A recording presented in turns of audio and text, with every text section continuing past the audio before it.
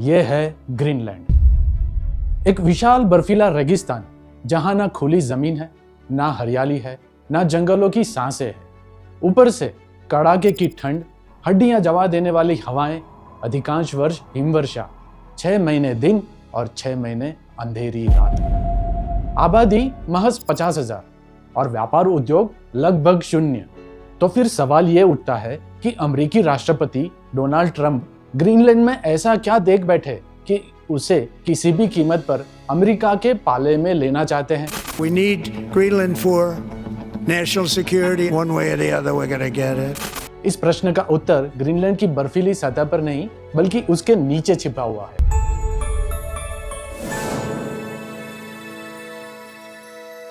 Greenland नाम सुनते ही मन में एक हरी भरी, जीवन से लहलहाती धरती उभर आती है, जैसे किसी द्वीप ने अपने ऊपर हरियाली की चादर ओढ़ रखी हो।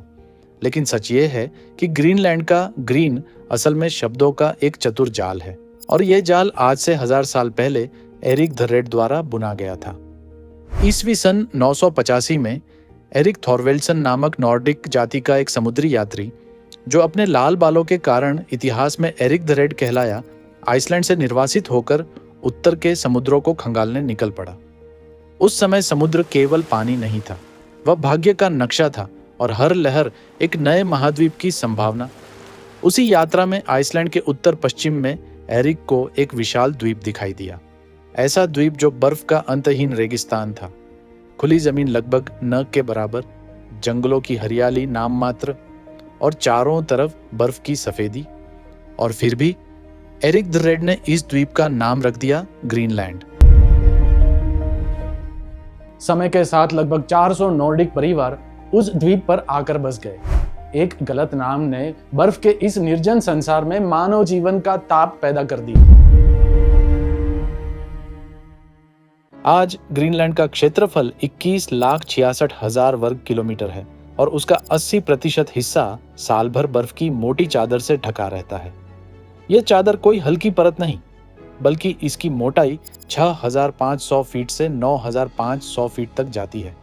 अगर बर्फ की कुल मात्रा का हिसाब लगाइए तो आंकड़ा निकलता है करीब 28.5 लाख घन किलोमीटर, यानी इतना हिम कि अगर वह पिघल जाए तो दुनिया के समुद्रों का स्तर लगभग 24 फीट तक बढ़ जाए और मुंबई जैसे अनेक तटीय शहरों का अस्तित्व जोखिम में आ जाए। We need Greenland one way or the other, we're going to get it. अब बात करते हैं कि आखिर डोनाल्ड ट्रंप को ग्रीनलैंड में इतनी दिलचस्पी क्यों है। इस सवाल का जवाब ग्रीनलैंड की बर्फीली सफेद चादर के नीचे है, जहां प्रकृति ने बम्पर खजाना छुपा रखा है। ग्रीनलैंड के गर्भ में इतना कोयला है कि 18वीं शताब्दी से खनन चलता रहा है, फिर भी कोयले के भंडार का अंत दिखाई नहीं देता। ग्रीनलैंड की धरती में 31 अरब बैरल खनिज तेल होने का अनुमान है। यह वह ईंधन है जो petrol, diesel, aviation fuel, LPG, bitumen, plastic और आधुनिक उद्योग की अनगिनत जरूरतों में बदल जाता है। यानी बर्फीला ग्रीनलैंड द्वीप भीतर से ऊर्जा का महासागर है। परमाणु ऊर्जा से लेकर परमाणु हथियारों के निर्माण तक यूरेनियम एक अनिवार्य तत्व है। पृथ्वी की चट्टानों में हर 10 लाख भाग में औसतन केवल 2.8 भाग यूरेनियम होता है। लेकिन दुनिया में कुछ स्थान ऐसे भी हैं जहां यूरेनियम की मात्रा असाधारण रूप से अधिक है। ग्रीनलैंड उनमें से एक है। अनुमान है कि यहाँ की धरती में लगभग 1,15,000 टन यूरेनियम संग्रहित है। चांदी, जस्ता, तांबा, ग्रेफाइट, निकल, सीसा, क्रोमियम, लिथियम आदि खनिजों का प्रचुर भंडार भी ग्रीनलैंड में है। इसके अतिरिक्त बोनस के रूप में कुछ रेयर अर्थ एलिमेंट्स अर्थात अति दुर्लभ खनिज भी मौजूद हैं।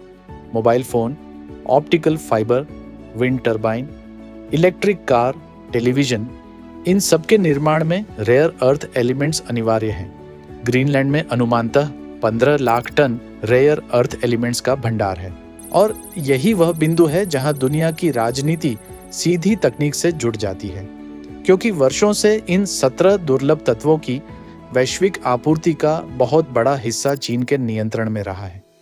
इसलिए डोनाल्ड ट्रंप की नज़र में ग्रीनलैंड केवल द्वीप नहीं, बल्कि रेयर अर्थ एलिमेंट्स के बाजार में चीन के एकाधिकार को तोड़ने की एक चाबी भी है। और कहानी यहीं खत्म नहीं होती। ग्रीनलैंड की अहमियत केवल खनिजों में नहीं, भूगोल में भी है। शीत युद्ध के दौर में अमेरिका ने वहां सैन्य वायु अड्डा बनाया था, जो आज भी सक्रिय है। डोनाल्ड ट्रंप उसे और मजबूत बनाना चाहते हैं ताकि रूस या उत्तर कोरिया की संभावित अंतर्महाद्वीपीय यानी इंटरकॉन्टिनेंटल मिसाइलें अगर उत्तर ध्रुव के रास्ते आती भी हैं तो उन्हें रास्ते में ही रोका जा सके। यानी ग्रीनलैंड अमेरिका के लिए उत्तर दिशा का कवच बन सकता है। Last but not the least, global warming के कारण उत्तरी ध्रुवीय क्षेत्र की हिमचादर अभूतपूर्व गति से सिमट रही है। आज आर्कटिक महासागर का बड़ा हिस्सा ऐसा है जिसकी सरफेस पूरी सर्दी में भी जमती नहीं। शोधकर्ताओं के अनुसार 2050 तक आर्कटिक महासागर मालवाहक जहाजों के लिए साल भर खुला जलमार्ग बन सकता है। इसका सबसे बड़ा लाभ अमेरिका को मिलेगा। वर्तमान में अमेरिका के मालवाहक जहाजों को पूर्व और पश्चिमी तट के बीच आवागमन के लिए पनामा नहर के रास्ते लंबा चक्कर लगाना पड़ता है।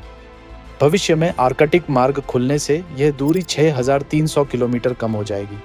4 दिन का समय बचेगा और हजारों लीटर ईंधन की बचत होगी। यदि ग्रीनलैंड में मालवाहक जहाजों के लिए बंदरगाह विकसित कर दिए जाएं, तो आर्कटिक मार्ग से गुजरने वाले अंतर्राष्ट्रीय जहाजों के ट्रैफिक से अमेरिका को हर वर्ष तगड़ी कमाई हो सकती है। तो यह है ग्रीनलैंड, जिसकी बर्फीली सतह के नीचे है एक ऐसा खजाना जिसका मूल्य लगभग 2540 अरब डॉलर है। ग्रीनलैंड केवल एक बर्फ का द्वीप नहीं, यह भविष्य की राजनीति, ऊर्जा और शक्ति का केंद्र है। तो जल्द ही मिलेंगे अगले जिप्सी वीडियो में। धन्यवाद, अलविदा और जय हिंद।